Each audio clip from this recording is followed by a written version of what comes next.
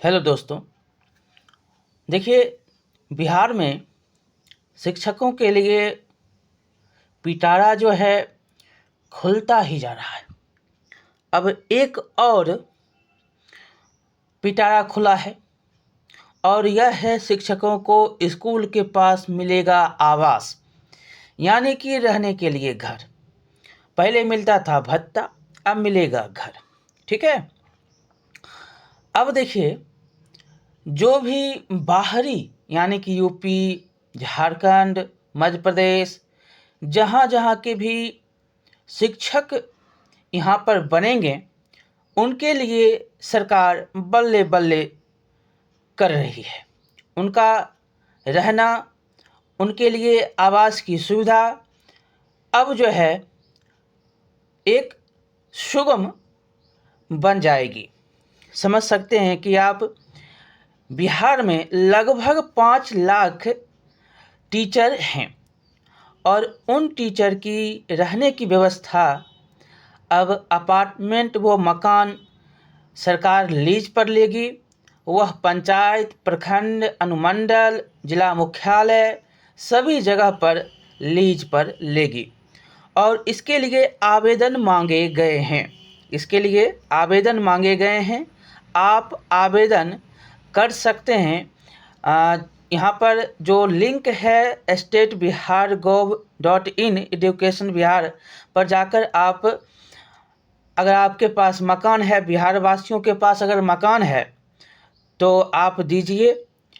School के बगल में है, प्रखंड में है, पंचायत में है, मुख्यालय में है, जिला मुख्यालय में, तो कहीं भी आप अपने मकान को भाड़ा लगा सकते हैं और इसके लिए सरकार आपको डायरेक्ट अकाउंट में रुपया भेजेगी और 4 नवंबर तक आवेदन करने की अंतिम तिथि है।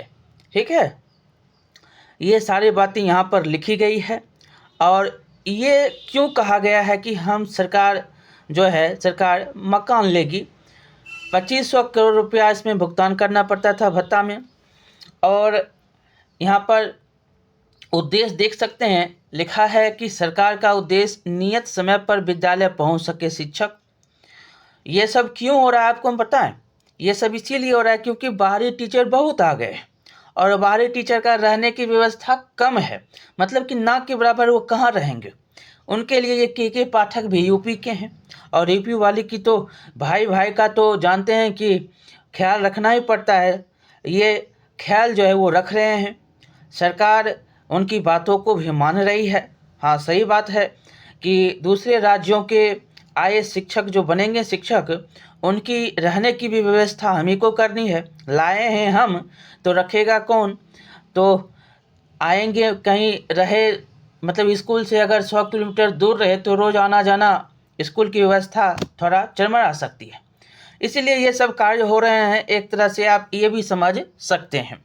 और उद्देश्य तो यहाँ पर अनेक प्रकार दिए गए हैं। विद्यालय में उपस्थिति बढ़ेगी, अनुपस्थिति के कारण जो है नामांकन रद्द करने की संख्या में कमी हो जाएगी। पढ़ाई के अलावा खेल व अन्य गतिविधियां संचालित करने में आसानी होगी, बढ़ेगी विद्यार्थियों की सहभागिता। प्रखंड व पंचायतों में भी सरकार को दीर्घकाल के किराए पर भवन देकर लोग करेंगे अतिरिक्त कमाई। ये सब जो है कही गई है।